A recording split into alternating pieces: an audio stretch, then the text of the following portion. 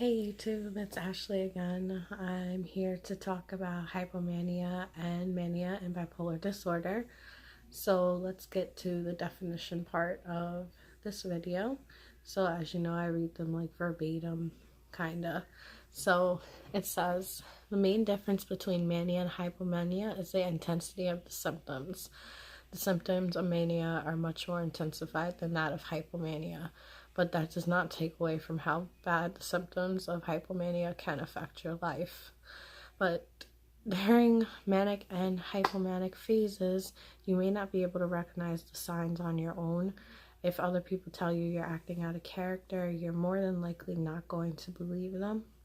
The symptoms of mania include elevated mood, inflated self-esteem, decreased need for sleep, racing thoughts, difficulty maintaining attention, increasing goal-directed activities, more talkative than usual, or pressure to keep talking, excessive involvement in pleasurable activities that can have a high potential for painful consequences. For example, buying sprees, sexual endeavors, foolish behavior, investment behavior.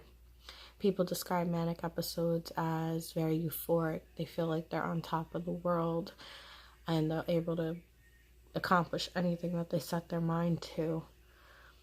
In order for a manic episode to be diagnosed, you have to fit at least 3 of those criterias. They must be present. So I've had hypomanic episodes in the past, and apparently I'm having one right now, which might be the case why I'm making these YouTube videos on a whim, but hopefully regardless they do help somebody out. For me, for example, when I'm hypomanic, I become very goal-oriented. I set my mind to do what I want to do, and I'm going to do it regardless if it's the best choice to make or not. I also sleep less, so I'll have trouble sleeping or I'll be up all night. My cycle kind of is like I'll be up for a night and then sleep the next day, and then up for a whole night and sleep the next day. That's normally how my cycle works. And then also I'll get really impulsive to wanting to do things to my hair.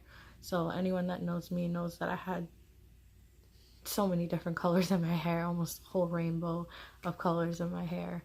Or I'll decide to cut my hair. There was an instance where my hair was a lot longer than this, and I decided to just chop it off up to here myself, and that came out really, really badly. I get irritated really easily, which is hard when you have a 2-year-old especially. I also, like I said, I sleep less, and I'll be up in the middle of the night, be it watching TV, doing my makeup is a bad sign. And I also get really impulsive behaviors. Whatever, like I said, whatever comes to mind, I'll do it like that. No thoughts, nothing. Also, I get really happy and really elated, and I feel like the world is mine to own and mine only, and that the lights of God are shining upon me. So this part of the story is going to be a lot harder for me to discuss. It was about 3 years ago when I first had my first manic episode, my full-blown manic episode. So it started off slow. It started off with me deciding to just cut off my hair. I cut it off and I dyed it. So I went from having like nice, longish, brownish hair to cutting it off to here and dyeing it like a bright red. And that was just the beginning. And that decision was made within an hour. Like, I saw like something I thought I was going to do, or I thought maybe I should do this. No, I was like, oh, I'm going to do this. Bam, let's go. And I did it. And I also started sleeping a lot less. I'd be up for 2-3 days in a row without sleep. I would draw. I would do my makeup. I would binge watch TV if I had the patience to watch it or not. I was very hyper, very elated. I couldn't sit still. I couldn't be in the house. If I was in the house, I felt trapped. I felt confined. I felt like I needed to get out. I needed to escape. I needed to just go on the go. The best way I can describe it is fight or flight, and I needed to fly. Like I said in the previous video, I had made a decision that I was all better and I didn't need my medication anymore, and that's what was my real downfall. From there, I started self-medicating with alcohol and weed. I was almost always inebriated almost all the time. During this time, I also started hallucinating. The best way I can describe how my hallucination was, you know when it's really hot outside and you stare off into the distance and you see the little waves at the horizon? Well, I saw that coming off of trees, off of the grass, off of the ground. I thought I was seeing the life force. I thought that it was gifted. I was hearing voices telling me I was gifted and it was a gift from God and that I was superior from everybody, and I believed it because I heard it and I saw it firsthand. So I thought I was just blessed. There was one night in particular, I thought I was a sunflower, and I freaked out because it was nighttime and there was no sun. So if I didn't have the sun, I was going to die. So I had a full-blown panic attack regarding that and had to just cry it out, and woke up the next morning feeling better. There was also another point in time where I thought that I can swim through air. When I would go like this, I would feel the resistance of the air like water. And thank God I didn't try to actually jump in and swim, but I did feel like I could if I wanted to. During this time, I started hanging out late. I started going to bars and smoking a lot. My husband was not a smoker and he wasn't a heavy drinker. He was worried about me. He knew I wasn't acting normal, but I was good at keeping a lot of things secret during this time. He didn't know the full extent of what was going on with me, and at this time I actually cheated on him with someone, and this I'm obviously not proud of. The person I cheated with condoned my behavior. He supplied me with alcohol, he supplied me with weed, this is when I started doing drugs, supplied me with drugs. I wanted someone to condone my behavior. I wanted someone to believe me at the time.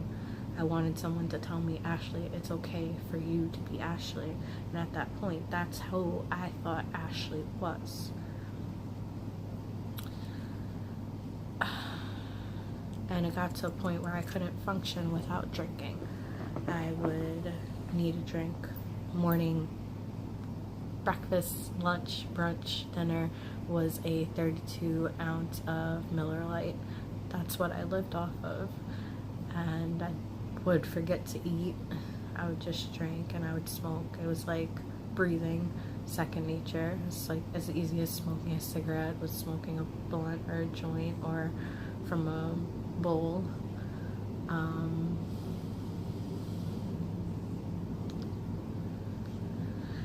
Sorry, it's a little difficult for me. Bear with me one moment. So there was an instance where I went home and my husband was really depressed, and for some reason I took it as a challenge, as if he was playing chicken with me. And I decided to grab the pill bottle from my room and go to the living room where he was and proceeded to down the whole bottle of my pills. And he got up to me, knocked the rest of them out of my hand, and sat on top of me. And I'm screaming, I'm yelling, I'm cursing him out, I'm trying to hurt him, I'm telling him I hate him. And during this time, he was able to call the cops, and the cops were on their way. All I wanted to do was run. I just wanted to get out of there.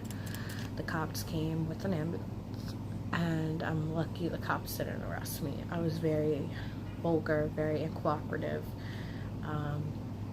I do remember that this one cop said to me, you know, if you didn't overdose, it's really gonna hurt if they pump your stomach, right? At that moment, I hated that prick so bad. I couldn't stand him. But, I mean, I was the one being very nasty, so I could see how he didn't believe that I actually overdosed. I remember they eventually put me into the ambulance and they brought me to the hospital. They asked me a bunch of questions. They asked me if I was on any drugs or alcohol, and of course I said no, and I wasn't. And the next thing I know, they laid me on a bed and I started feeling myself going in and out of consciousness. And it was at this point I wound up waking up and looking around me and seeing little demonic entities just flying around the room in fire. And I swore at that point I was dying. I thought I was going to hell. And the next thing I know, I start throwing up. And I will never forget that taste. The taste of all my medicine just coming up. And I remember the next thing I know was I felt a nice cold hand pressed against the back of my back, and it was my mother. That's all I can remember from that night. The next morning I woke up and I was in the hospital with the lady at the end of my bed. Little did I know I was on suicide watch. The psychiatrist came to speak with me and asked me why I tried to kill myself, and of course I didn't try to kill myself. I was being tested, right? So that's what I told the doctor. So they decided to send me to another hospital that had a psych ward. So I got put on the psych ward for about 5 days. And honestly, they should have just kept my ass, because all I was worried about was getting out and drinking. So I got out, and instead of going to meet up my husband like I should have, I met to meet up the guy. We drank, we smoked for a while. And a couple of days went past, and the guy's girlfriend actually found text messages back and forth from me and him and presented it to my husband. My husband confronted me, and of course I denied it. I said it was just text messages, just flirting over the phone, and for at that moment that was believable. Now a week passed and I really didn't stop my behaviors. I kept on drinking, kept on smoking, kept on not sleeping, kept on being, hi, it's me, I'm Ashley, yay. Like, yeah, that was me. That was me. And I remember it was actually July 4th when everything went down. I was getting threatening calls from the guy's girlfriend, so my husband was really worried about me. And me and the guy met up that day, and we decided it was a good idea to go to a motel and drink and smoke there. And little did I know, when we left the hotel, my husband was outside. And my husband came up to me, and I looked him dead in his face and said, I cheated. And he took my ring, and he went to the guy and hit him, and the cops came. And then my husband left, and then I left with the guy.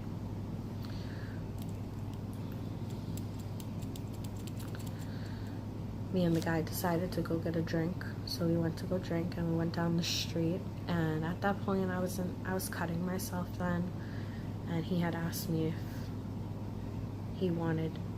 if I wanted him to cut me, and I said yes, to alleviate the pain. So that, if you can see, that was the kind of relationship me and this guy had. My husband was riding around on his bike and found us and told us that the girl was coming for us.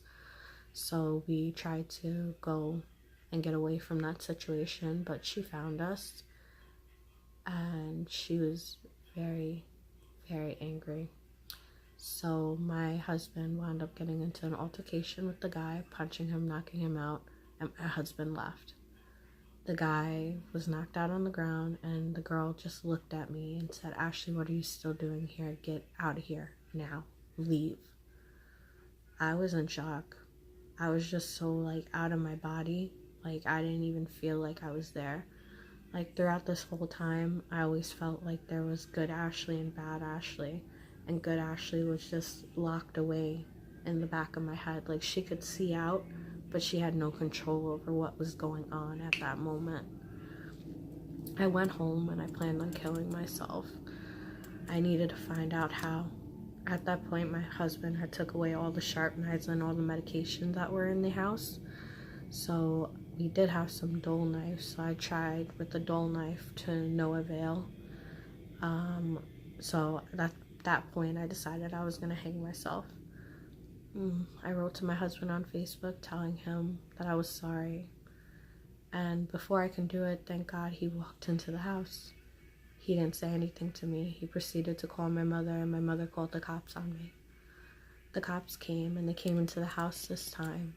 They saw me on the bed with the knives, and the same cop that made the comment to me that day actually twisted my arm and escorted me out the house.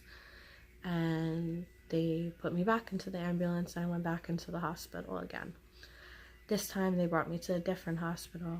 I was there when reality started to kick in. I was confused, exhausted, and alone. I just wanted to go home. I was there 2 days before my husband came and picked me up.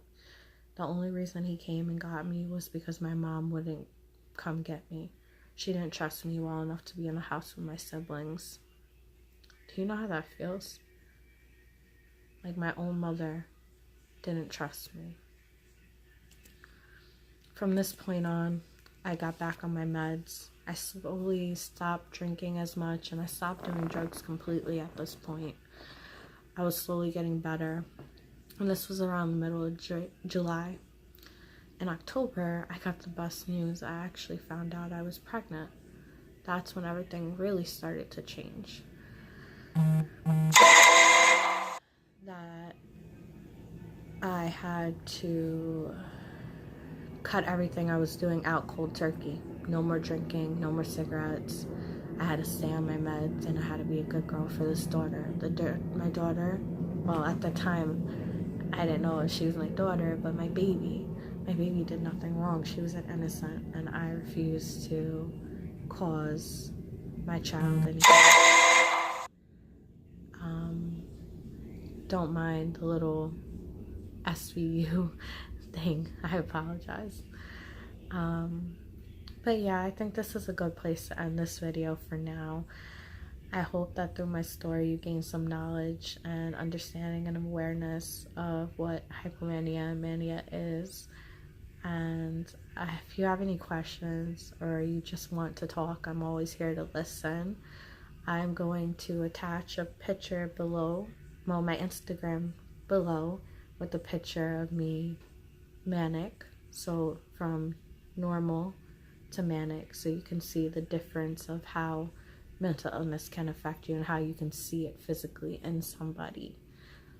All the time it's not like that, but in my instance and in this case, it was very visible that something was wrong with me, and I was told by numerous amounts of people, and I just didn't want to listen to them. So remember, take care of yourself. Love. Peace.